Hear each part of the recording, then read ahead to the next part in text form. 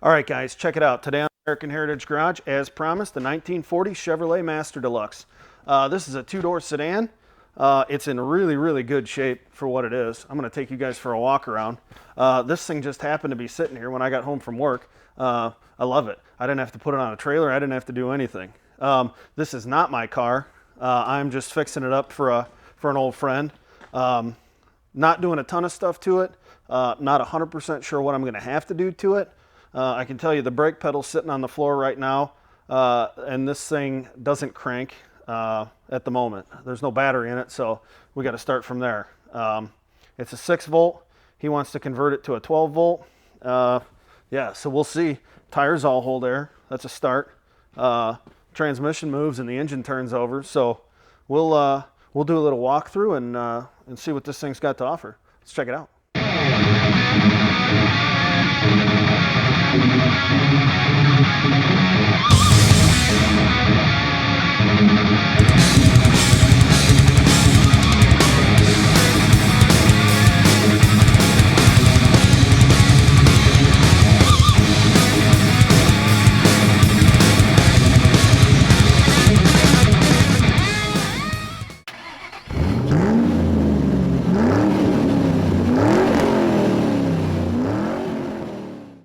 So we're going to do a quick walk around. Probably stay on the driver's side for the most part, just because it's kind of dark on the passenger side. Like I said, 1940 Chevrolet Master Deluxe two-door sedan. It is a pretty cool car. It's definitely not my style 100%, but it's in really good shape. There's not a ton of body filler. You'll see both rear fenders where they attach. They do have putty right in here. The metal underneath here is degraded, and so they just kind of got these things bolted up the best they can, and they put some body filler, but over time that's going to crack. It gets a little dark here. This side is worse. If you can see, there's your seam. But still, it's really not all that bad. Like I said, I don't want to blind you with my lights I got set up, so we'll try to stay on the driver's side as much as possible. Yeah, this thing's in really good shape. It has been painted for sure. So one thing I gotta say I love about these cars is how the doors open and close. Things like a house door. Just so smooth. I mean, you don't need a whole lot of muscle. So we'll take a look here at the interior. Look at how this door opens up. Look at that. You ever opened your car door and it bounces back at you and hits you in the shoulder and the chin? Not on this thing. It's like you got all kinds of room there to get in. It's pretty cool. So one neat thing about this, it is the original interior. So we'll get up a little closer here, but the interior is all original. It's I mean, it's not in the best of shape, but it's there. Pretty sweet. Seats have definitely, seen their use, but ultimately not too bad. I haven't quite figured out how to get the seat to move back, so a little difficult for me to get in. Take a look at the dash up here. Try to stay out of the light. In pretty good shape. I mean, you could use some paint and stuff. Let's see if we can watch me try to get in this thing. Look, I gotta bend a leg in like that. Okay, we did it. Yeah. Got the Chevrolet on the dash. I thought this was pretty cool. Under here, let me get my light. So, I was talking to my dad, and he said he didn't even know these things came with factory heat. So yeah, there's a manufactured piece of interior right there. Some electrical tape, it looks like, maybe duct tape, Gorilla Tape, I don't know. I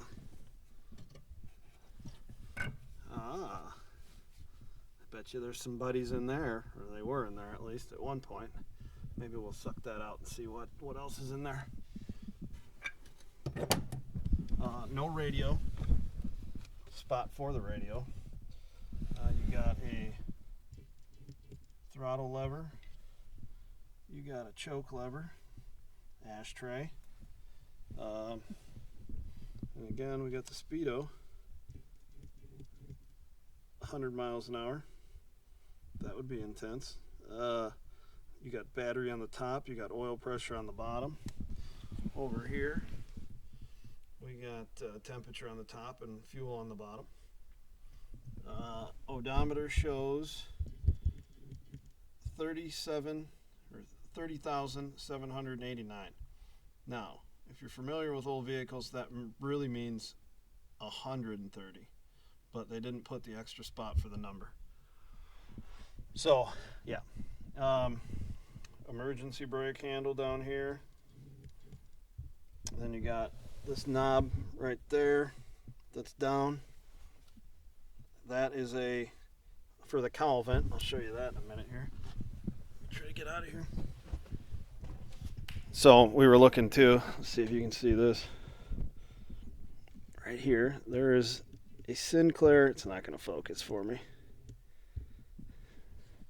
That's a Sinclair oil change sticker. The date appears to be 5/20/1965. So that's pretty cool. All the windows roll down. Even the vent window, if you will, or the smoker's window.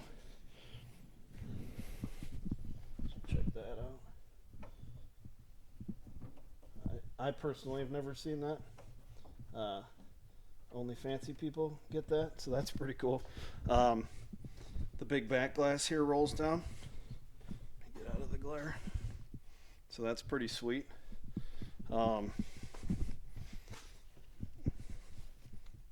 Seats there.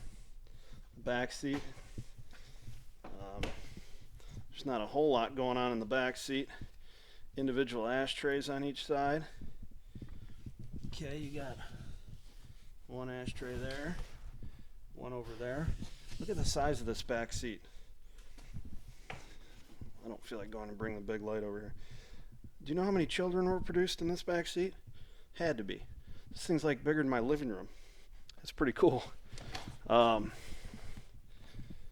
the tail lights are in good shape. This does have turn signals that were added on. So we'll open up the trunk here. Looks like it's going to stay. Not too much exciting going on in there. We'll get this in better light eventually.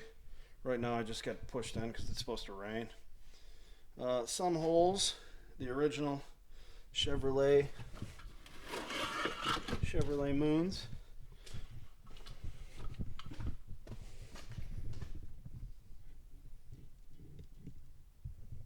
Pretty sweet.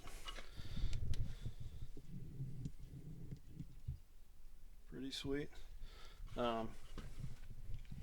Yeah, so the tires all have air, everything like that. Let's I'm gonna pause for a second, move this light. I'll be right back. All right, got the hood propped up. What better tool to use when the hood doesn't stay up on its own than a shovel?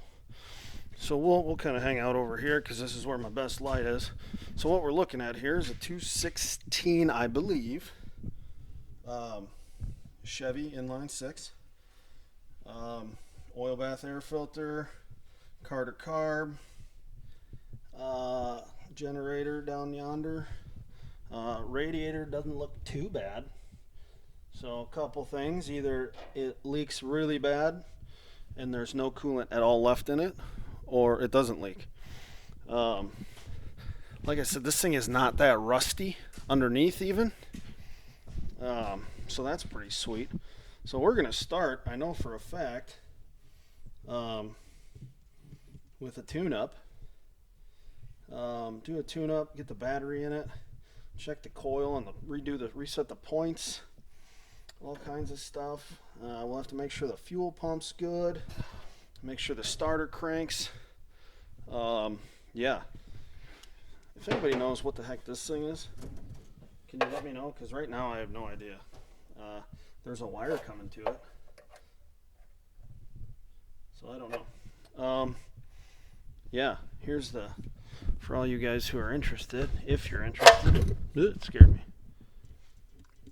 Let's see if I can get that to, let me zoom. There. We'll zoom in like that.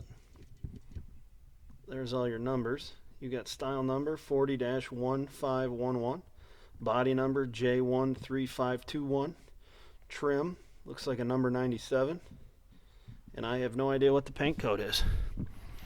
The wiring's okay.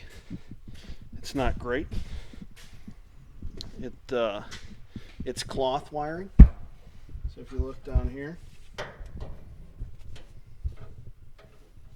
it's degraded a little, so I might have to put a few patches in to make this thing operate properly. But yeah, so there's that. I'm pretty excited. So we're going to get started as soon as possible. Like I said, I got turbos and some other stuff to do, but we'll get to it. All right, guys, there you have it. Walkthrough's complete. Found a couple things right off the bat that we're going to have to address.